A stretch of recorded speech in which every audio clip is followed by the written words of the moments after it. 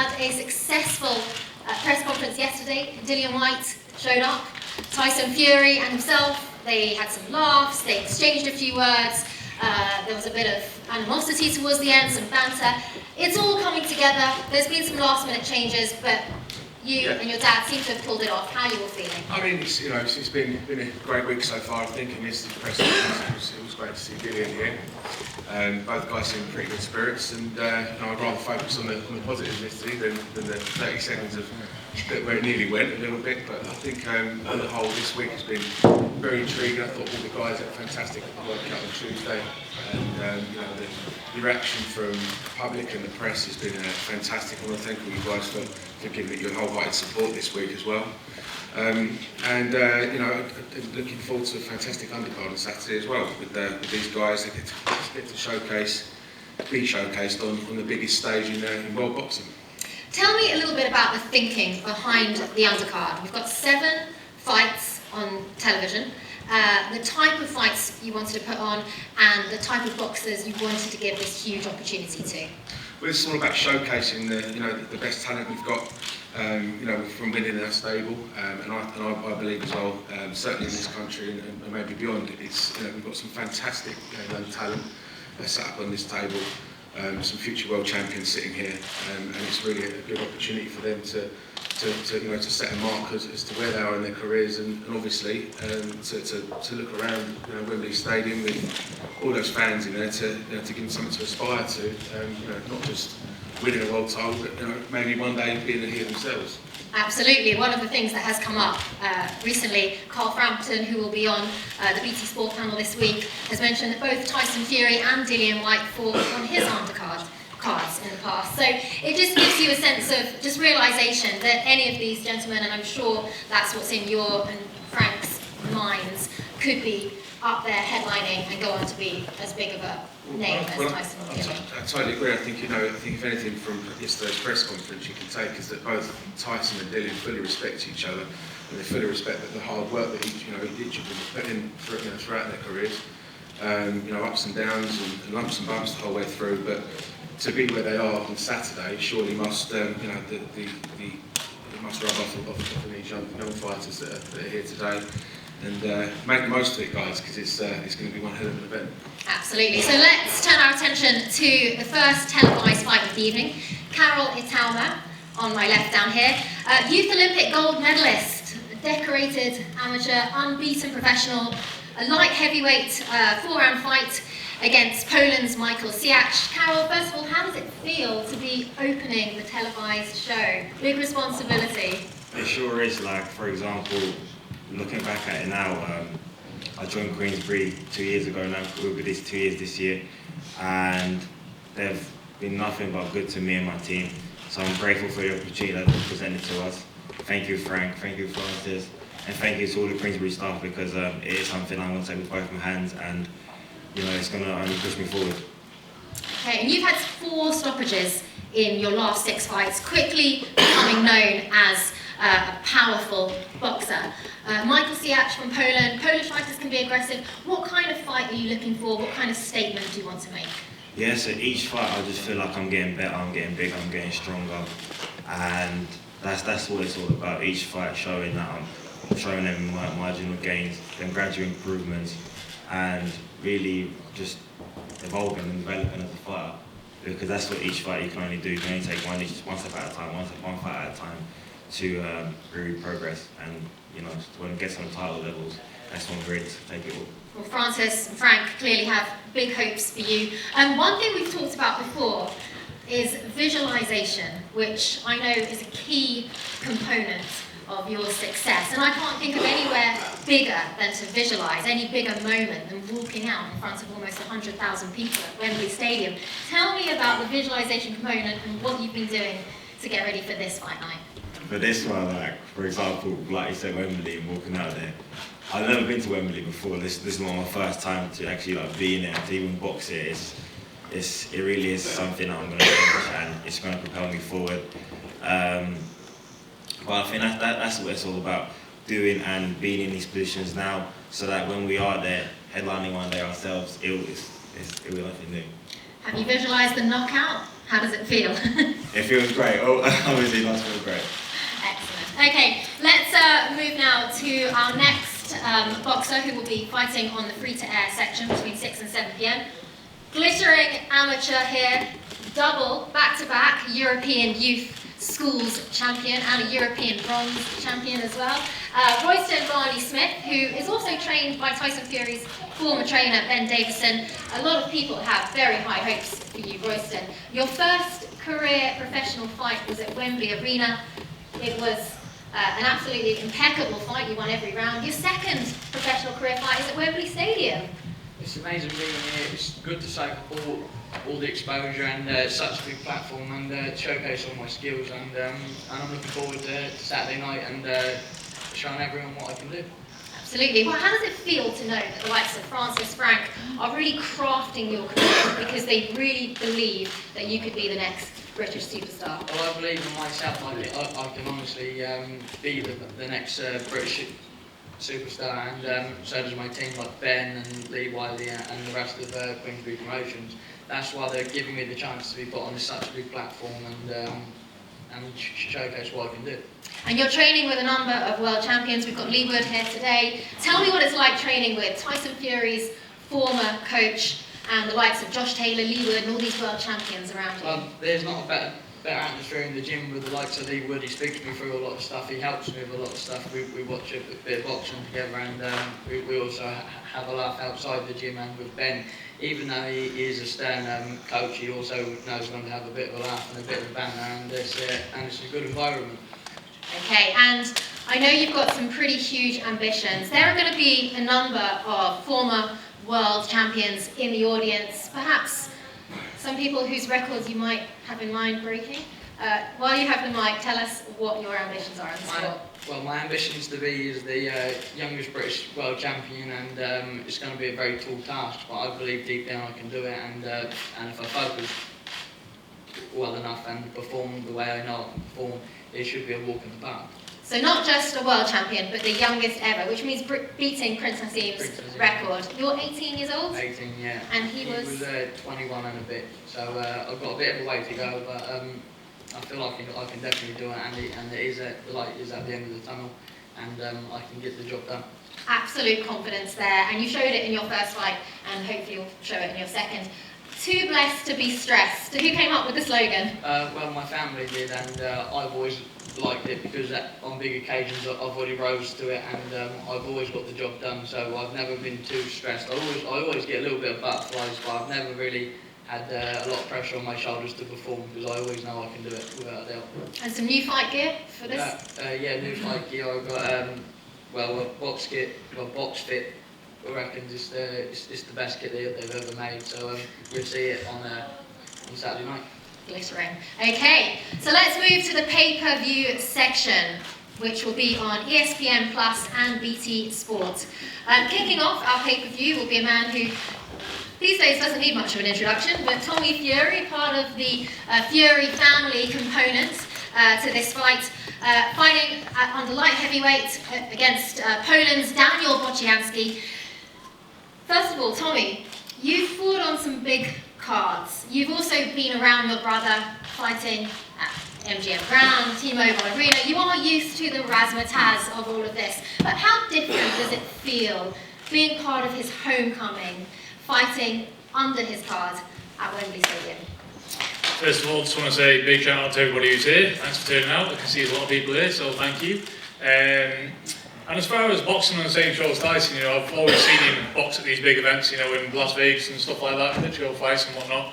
But to box on the same card, it's an amazing feeling. We're both gone through camp together, we're both doing a fight night together, so we know what we have to do. And the word I'm looking for is just blessed. I'm blessed to be in the position that I am now. 8 fights, boxing at Wembley. Just blessed. When does it ever happen? So I'm going to take it with both hands. And take the big opportunity that I've been gifted with. Sounds like you're really enjoying it. You've enjoyed the camp as well. Your opponent is the toughest record you've faced so far in your career. He is 10 wins and 1 loss.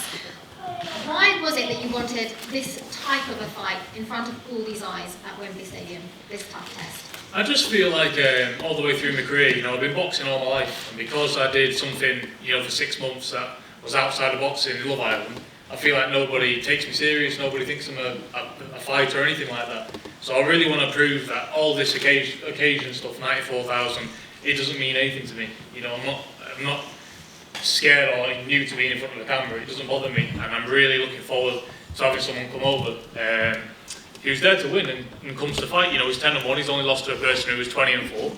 So it's a good step up for me. But I believe me fighting them type of people, you're going to see the best version of me. And I truly believe everybody's going to go away from Saturday night thinking, where's Tommy Fury gone and who's this new guy? Because, you know, we've knuckled down in camp, we took it back to basics, not trying to do too much stuff. I'm just going to go out there and show everyone how I can really box, and that's just the plan for Saturday.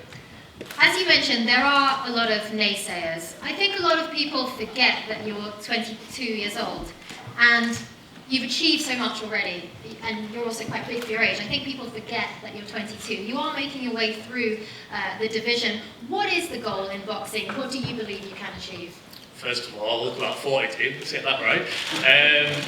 And the goal in boxing is always to be a world champion. You know, I've said that ever since I started boxing, because in my mindset and my eyes, you know, right now, through everything that's happened to me in my whole life, I haven't achieved the one thing.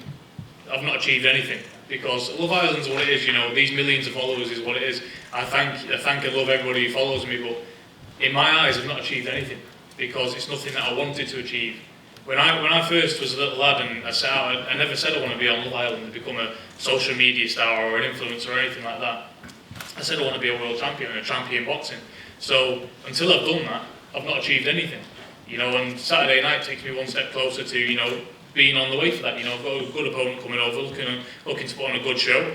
And yeah, the goal is to be a world champion, and I believe wholeheartedly I can do it, because I would never say something if I didn't believe it. And I believe it with every bone I've got. My dad up there, my trainer, all my team, we know we can do it. So just stay dedicated, right mindset, right fights at the right time, we're going all the way. You mentioned not achieving anything. Is it tough being Tyson's brother? Listen, it is what it is, isn't it? I'm not going to sit here and say it's a bad thing, 'cause it's obviously not. I mean, I'm boxing at Wembley in front of a massive crowd. You know, it's a positive thing being a boxer as well. You know, I'm blessed. I'm blessed that I'm in the position that I'm in, and I get a lot of good opportunities from it. But again, it's only me in the ring fighting. And come Saturday night, Tyson's not going to be able to do the fighting for me. He's got his own fight to do. I've got to go in there, put my fists up, and get the job done myself. Okay, and let's address the elephant in the room that I'm sure the press want to know a little bit more about. Jake Paul did say that if you get a big knockout in this fight, it would make it much more exciting to put your fight with him back on track. Does that change the approach that you go into this fight with, the statement performance you want to make? No, definitely not. You know, I don't let anything come into my mind to disrupt what I'm going to do from Saturday night.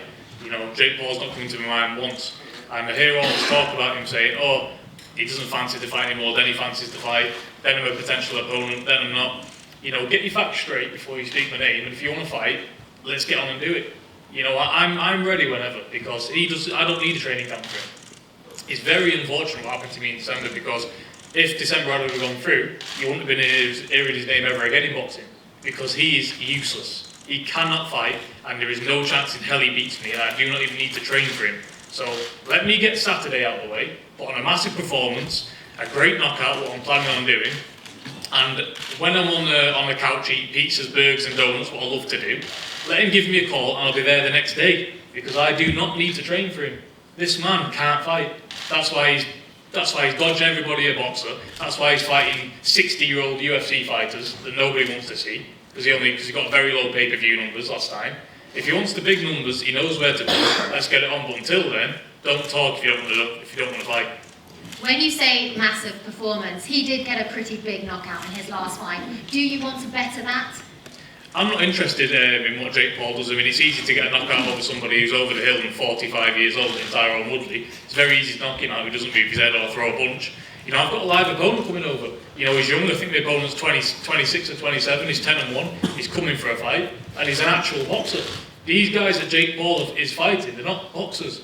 This guy that I'm fighting on Saturday night would wipe the floor with Jake Paul. He's probably been fighting all his life, and has a ton of experience. So this is a hard fight for me on Saturday, and Jake Paul would ever be. So, you know, if he wants to fight, he knows where I am. I'm not hard to find.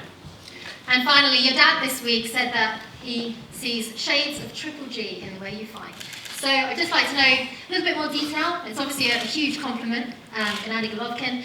What you think he meant by that, and what are those shades that we might see in your fight on Saturday? Yep, thanks very much, Dad. Appreciate it. Thanks for the support. Thank you. Yes, and that literally comes from what we've been seeing in the gym. You know, David's been in camp. David's been watching me spar, and they've been holding me home with some very, very good fighters. And in sparring, you know, when I take that in Saturday night, when I take sparring into the ring, you're going to see what I can do. Because I've been in there. We don't get people that I can knock over in sparring, maybe easy spars. I've not had one easy spar my entire life. 15 and 16 years old. I was sparring Tom Aspinall, who's now number 2 in the UFC or something like that. I've been full trade-offs with him, and I was about 10 stone. You know, I know what I've got inside me. I've got heart of a lion, balls like King Kong. We all have in this family, and you're going to see it. So only me and my team know this, and each fight you're going to see more and more of that. And Shades of Golovkin, it's a very nice compliment, and yeah, I see it myself. On a mission. Best of luck, Tommy. Well, let's move over now to our...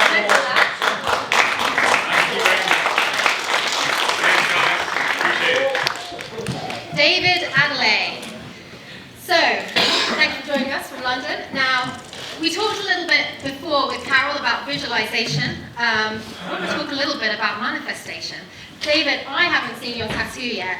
Can you just show us the tattoo you got on your arm when you were young and tell us when you got it and why? Got it a few years ago. Like you were saying, manifestation, I'm just manifesting it now. So I got wherever I came from as a child, where my mom came from, and in the childhood dream. So as a kid, putting up boxing gloves in front of Wembley Stadium just to say one day I'll be fighting it. And, yeah, like I said, April 23rd we get to live it. So. I can see the smile. Yeah. How does it feel to know that you have brought your dream, that you painfully put into your arm, into reality? Yeah, it's good. I'm not headlining it, but I mean, I'm doing it, aren't I? So I'll be headlining it in a few years, God willing. I mean, like I said, there's one thing ticked off. So. Are you already thinking of the next tattoo, perhaps holding a belt? Yeah, I'm going to get my legs done next. So, no, literally. with a green and gold belt? Yeah, I'm going to do a leg sleeve and God willing start ticking off them sort of boxes and, you know, just living it. Okay. So you're living out a dream here on Saturday, fighting Chris Healey from Stockport. You haven't faced a southpaw in a while. Any concerns there about the fight itself? No. He's got 2 hands, 2 feet. I do. Fair play to taking the fight. Thank you. We had God knows how many opponents pull out. You know, he wasn't who we actually chose, and we had some undefeated fighters coming in, but they didn't want to take it. So Chris stepped up and took it. So thanks to him. But in terms of being a southpaw, orthodox, it don't really matter. You're going to get in there and fight either way. So no, it don't really matter for me. 2 fights ago, you had a controversial decision win. You really made up for that in your last fight. It was an impressive performance at your call. How do you want to better that, and what kind of statement performance would you like to make in front of a huge crowd on Saturday? Just keep moving forward at the end of the day. Little bump in the road, we got over it. And like I said, these nights are ahead of me. I think I'll start proving my worth. Like Tommy said, he sees me in the gym. I mean, people see me in the gym, and like John Fury said not long ago, I wouldn't be in these places if I was no good. And if I wouldn't put me on the shows, I wouldn't get signed, I wouldn't be with certain people, I wouldn't be rubbing shoulders with certain people if I was no good. You know, they see what I do in the gym behind closed doors, everyone sees how I work, so that's what it's about. And a lot of fighters call me out, they do, but when these fights get made, nobody really takes it. I'm starting to learn that now. Boxing's a mind game as well. Everyone's saying they want to fight, and then when fights get made behind closed doors and it's about let's get it on, all of a sudden fights don't get made no more. So everyone's got a big mouth until it's time to start punching. That's the thing. I'm starting to realise it all, so yeah. You've become one of Tyson Fury's regular sparring partners. You did the whole training camp with him in Morecambe. What's it like getting in the ring with Tyson, taking his punches, and did you give him a few good ones of your own? Yeah, it's good work, good sparring. Like I said, there's times when people finish sparring and everyone's end up clapping because it was good rounds. And I said I'm like a fresher sitting in the uni class with people that are about to graduate, and I'm getting the experience they're getting in my first year, so it was like pretty good. But like I said, I'm a sponge. I just go there and I soak everything up. I just listen to what they have to say, listen to what they have to tell me, and just go from there. What kind of things did you learn from Tyson, from Sugar Hill, not just in the ring, but how they live their life, how he is mentally? What did you take from it? Everything. You know, how to approach camp, the training, the sparring, the rounds, tapering down, when to wind things back up, letting the body recover, just the small things. I mean, we knew it already, but it's always good to see how the people that are there now do it. You know, there's one thing hearing, there's one thing doing it yourself, but there's another thing experiencing it with the people that are doing it right now. So I just kind of go there with them and experience it. One of the boxers you've been calling out recently is Nathan Gorman, who is a cousin of Tyson Fury. I stopped calling him out though. You know what I mean? It's about me now, so I'm not really going to call him out. Credit to Nathan, he's a nice guy, he's got a good family. There ain't no hatred there between me and Gorman. It's just a fight I think will be good in the future, but I'm going to stop calling him out now. It's about me. Yeah, he's a cousin to Tyson, Tommy and that.